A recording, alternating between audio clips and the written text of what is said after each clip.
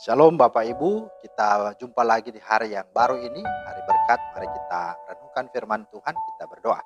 Terima kasih Tuhan Yesus buat hari ini, kami boleh ada lagi dalam berkat-Mu.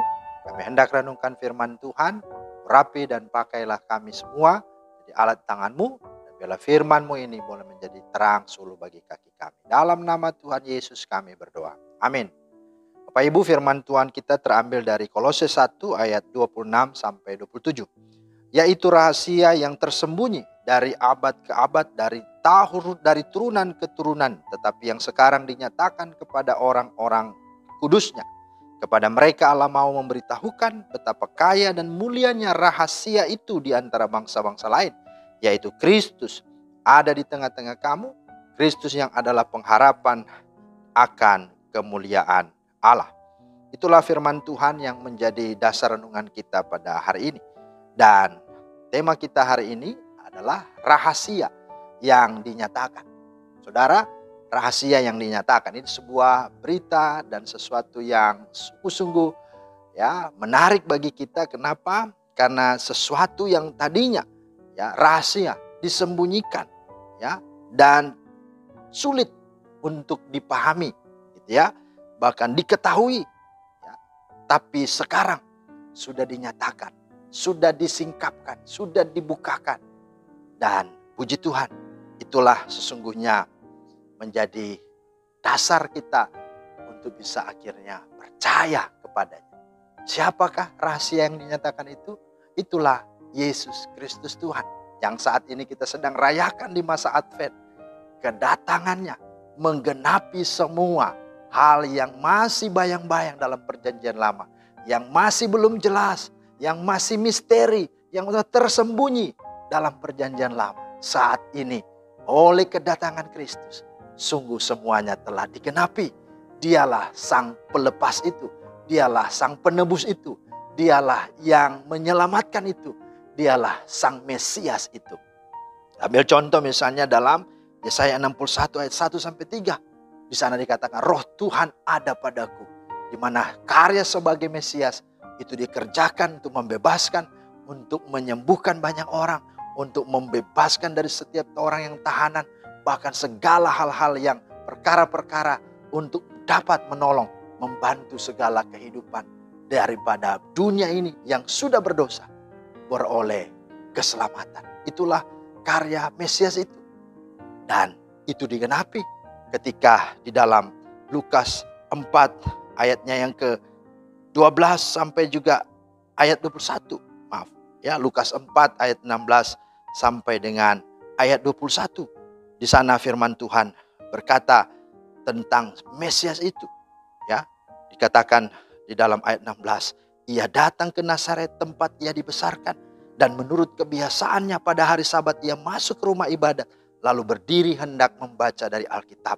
Kepadanya diberikan kitab Nabi Yesaya, dan setelah dibukanya, ia menemukan nas di mana ada tertulis, roh Tuhan ada padaku, oleh sebab ia telah mengurapi aku untuk menyampaikan kabar baik kepada orang-orang miskin, dan ia telah mengutus aku untuk memberitakan pembebasan kepada orang-orang tawanan, dan penglihatan bagi orang buta, untuk membebaskan orang-orang tertindas, untuk memberitakan tahun rahmat Tuhan yang telah datang, bahkan yang akan datang.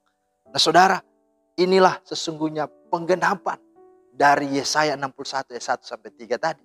Kemudian ayat 20 berkata, ia menutup kitab itu, memberikannya kembali kepada pejabat, lalu duduk, dan mata semua orang dalam rumah ibadat itu tertuju kepadanya.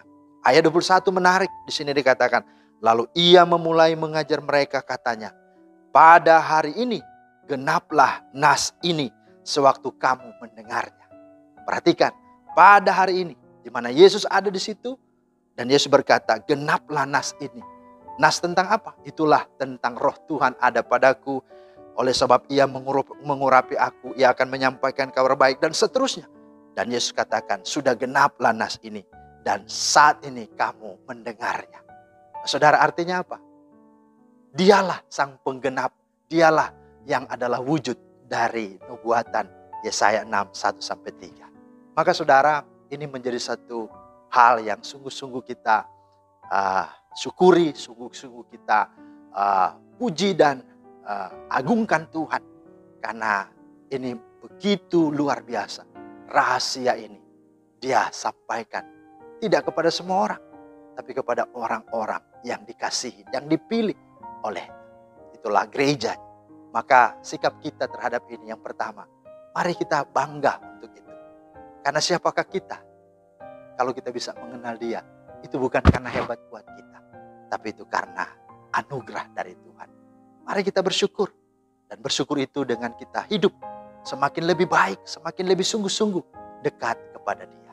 Yang kedua adalah mari untuk sesuatu yang orang lain tidak tahu siapa Allahnya.